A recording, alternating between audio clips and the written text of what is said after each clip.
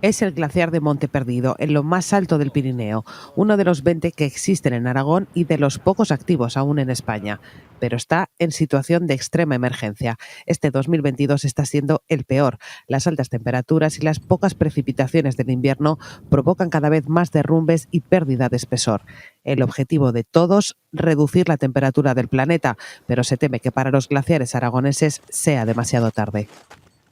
Están ya, como quien dice, fuera de su ambiente. Están fuera del ambiente que todavía en verano se dan temperaturas negativas o hay grandes acumulaciones de hielo, así que incluso aunque se estabilizara la situación, la tendencia que tendríamos en los próximos años es retroceder. Y son ya tan pequeños los glaciares, pues que este descenso pues ya implicaría su desaparición. Quedarán masas de hielo, pero no se podrán calificar como glaciar. Aquí no se prevé que la fusión provoque graves avenidas o inundaciones, como sí puede suceder en otros puntos del planeta, pero el Pirineo se calienta. Perder estos glaciares sería perder un patrimonio paisajístico irrecuperable.